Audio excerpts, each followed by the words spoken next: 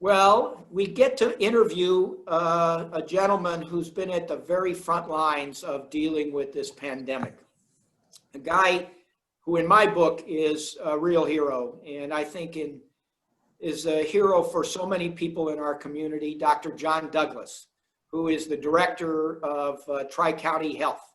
And he has had to deal with this virus in a whole variety of ways, whether it's in public health measures, just dealing with things like vaccine distribution and the effects of this virus on individuals and on communities.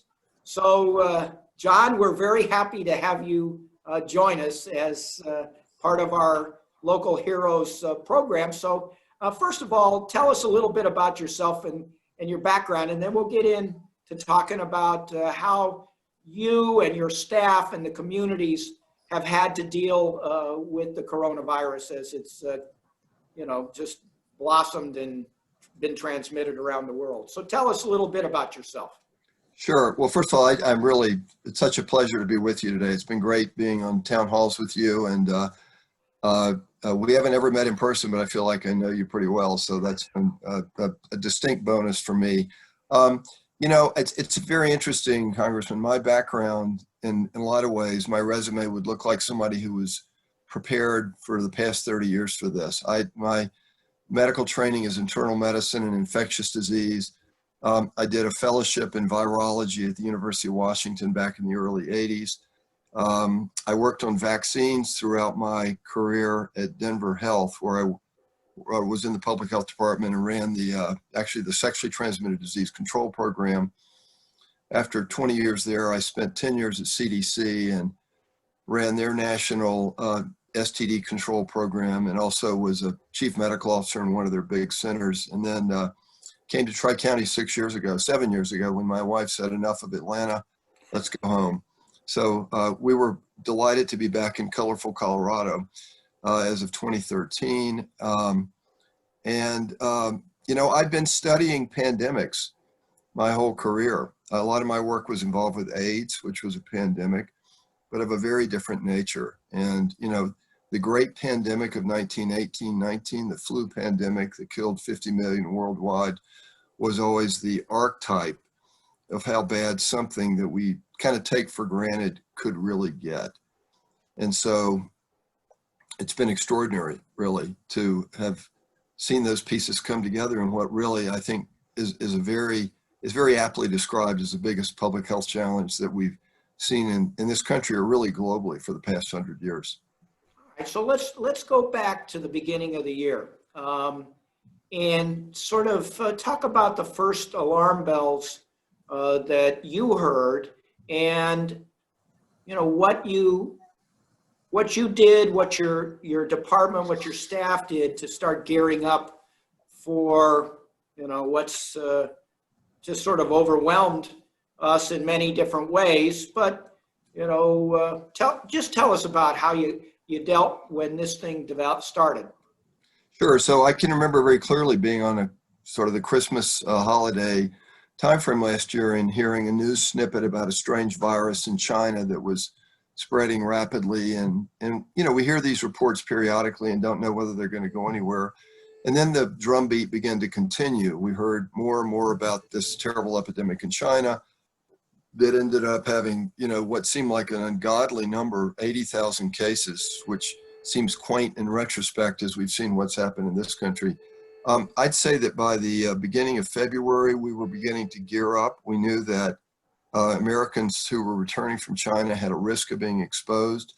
We knew that Seattle was beginning to see domestically transmitted cases. That's where the first outbreak in nursing homes took place, actually in the greater Seattle area. We knew it was likely a matter of time before we were going to experience something here. We still didn't think this was going to be a big deal. I mean, we reflected back on Ebola, and Ebola was gripping in 2014, but Ebola never really did much of anything in the US, thank God.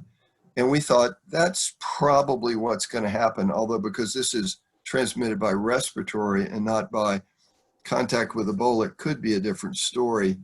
And then as the month of February progressed, it became clear, this is really a different story. We began to hear reports from Europe about how it was just burning through northern Italy, France, Spain, et cetera, et cetera. We had our first case in the first week of March. Like so many US cases, it was a returning traveler, somebody who'd been on a cruise in Egypt. And that was the early part of the epidemic in Colorado. Those people who had the means to travel. I can go on a cruise, I can go to Europe, I can go to China. We pretty quickly, because we knew that it could spread rapidly, activated our emergency response program. You and I mentioned before we started chatting officially here about the fantastic team I have, which is an understatement. They walk on water. And I want to call out in particular Michelle Askenazi, who's been our incident commander and is from day one just been doing 24/7 leadership. She's the head of our emergency preparedness program. And for years, we've been practicing and practicing and practicing. And it's like, enough with the practice already. And now, oh, I'm so glad we practiced. So we have a department of about 400 people. And I'd say by the middle of March, we had activated about half of them to be part of the response. And that includes initially limited and then ballooning case investigations. You got sick, we talked to you to try to figure out where you got it. We try to find out who your contacts are.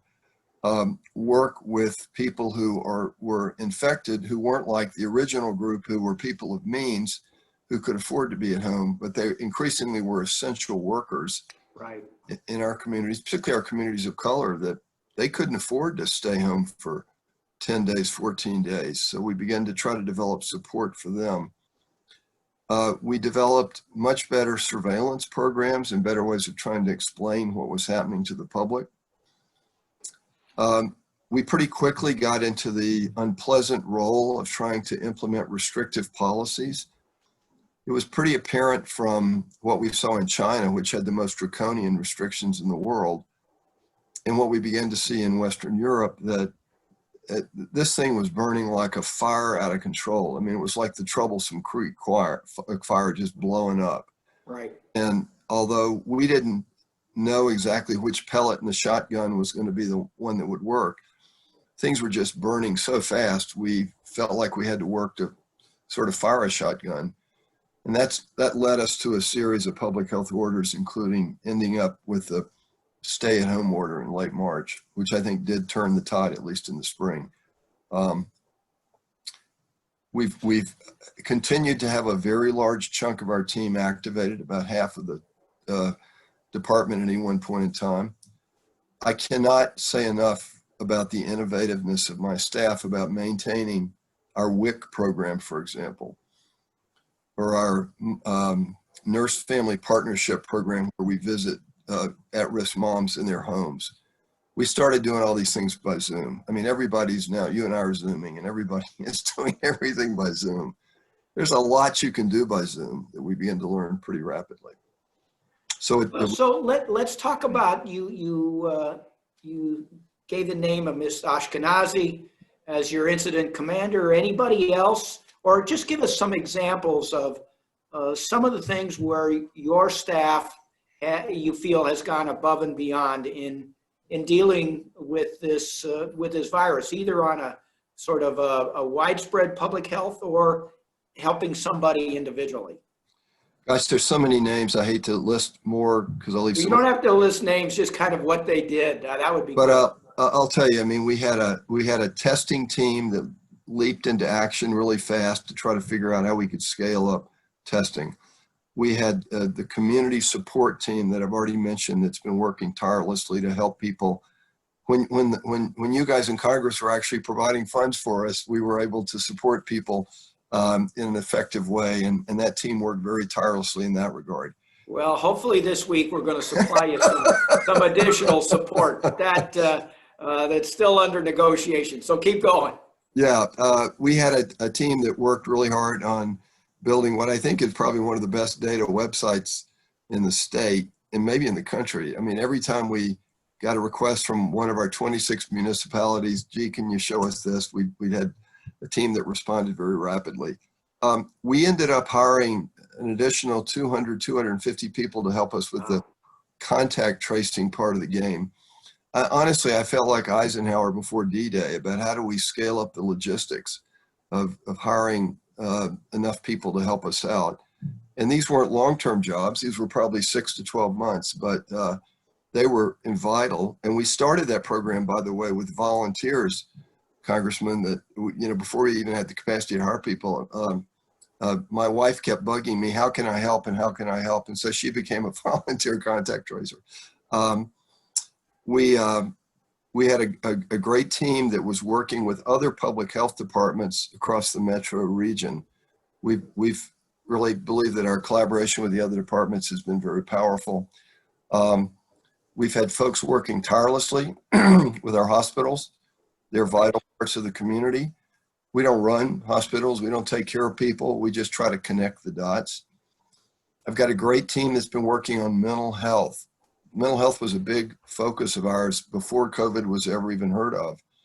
And all of a sudden we just had this tsunami. And when the water began to recede a little bit, we realized, oh my God, mental health is really a huge challenge, as is substance abuse and drug overdoses. And so that team has remained remarkably active in that space. So those are, I think, some of the most striking examples. But going back a second to what we're negotiating right now, I should let you know there is a big chunk in there for mental health because we see here in the Congress, and you see it on the front lines, the effect is physical, it's financial, and it's definitely emotional. The isolation, the separation, the potential damage to a family, whatever, it really affects the psyche. So I'm just so glad to hear that you did step up and you increased sort of your mental health, where you guys have always had the reputation of focusing on the mental health aspects of the community. So thank you very much for that. And hopefully we can provide you a little more support so that you can continue to provide those services. So now let's just sort of come to today. We had a red letter day on Monday with the first vaccinations occurring across the nation with Pfizer and Moderna. Hopefully its vaccine will be approved in the next day or two. Tell me what you see coming over the next few months. So this is extraordinarily exciting. I mean, this is the most mind-blowing scientific breakthrough in this kind of time frame in my entire career. So it's extraordinary. I think what I see over the next 3 to 4 months is somewhat chaotic, but hopefully effective as we try to figure out how we marshal the resources to get the vaccine out, ever increasing numbers of our citizens vaccinated. Number two, I am very hopeful that the estimated 40% of people in Colorado that aren't quite so sure they want to get one of these vaccines anyway are going to change their mind as they see more and more evidence that this can be effective in a way to help us end the pandemic.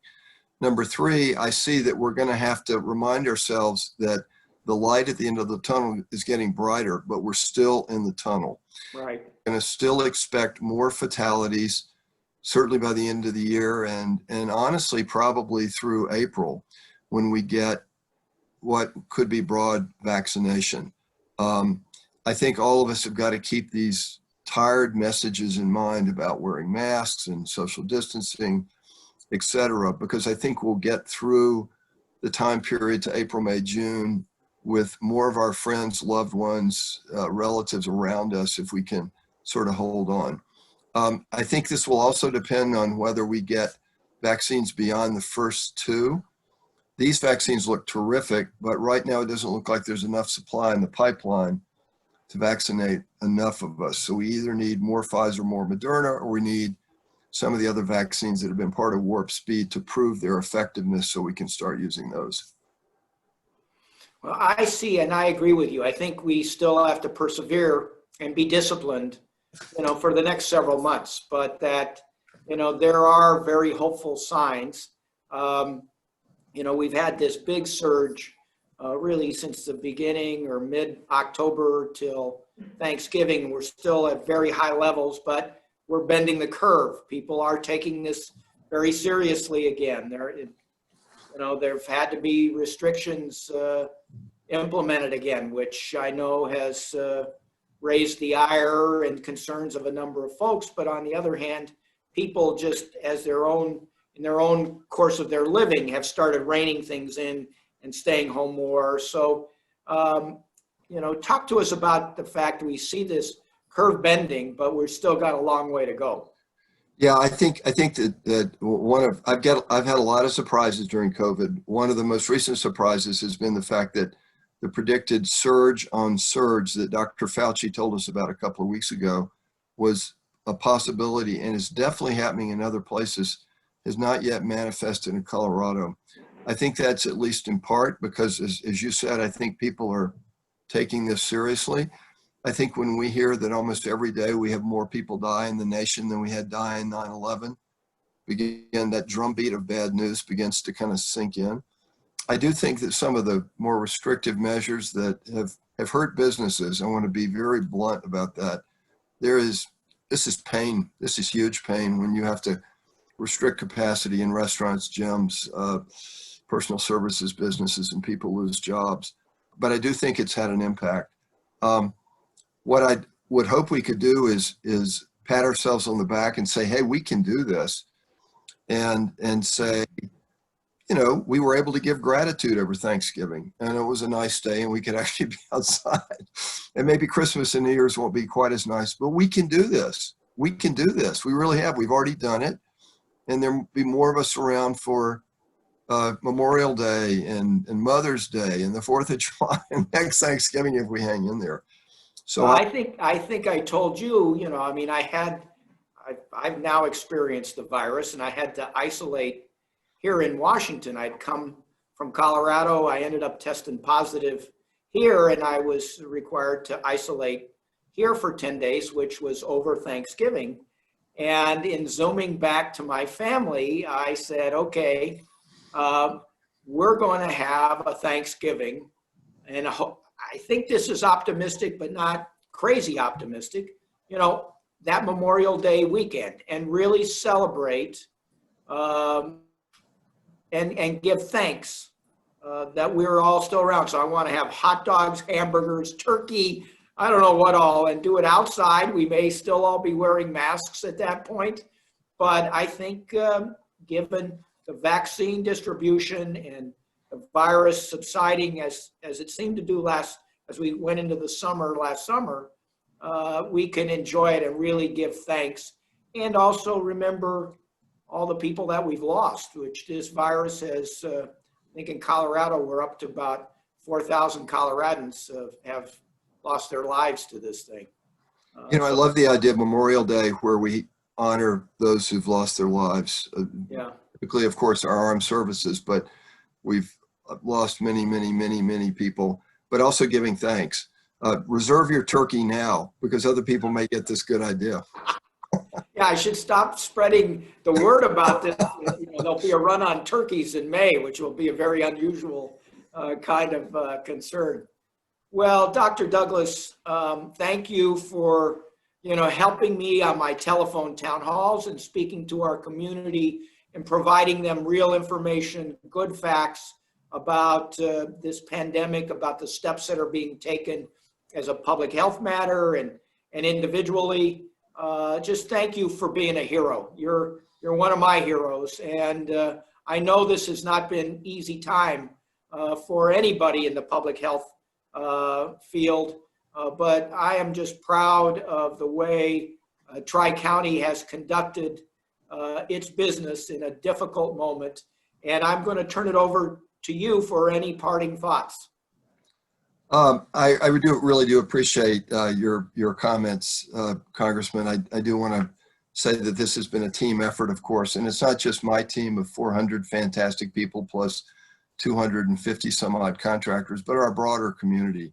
And I'm talking our hospitals, our mental health providers, our schools. I haven't even mentioned schools. Oh my gosh, they've been doing such a fantastic job of trying to keep things going. Our business community. We haven't always been singing completely off the same song sheet in unison, but it really has been, I think when we get a little bit of perspective of history, we'll feel like there probably was more all hands on deck response. And I hope that's going to increase with our new administration and the next congressional session. I think that's where we're going to get through this the best is great harmony of singing together. Right. And I look forward to that.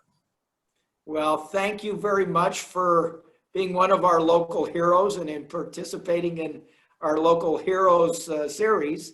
And I want to wish you the happiest of holidays. Merry Christmas, Happy Hanukkah, Happy New Year. And Doctor, thanks for being part of our community.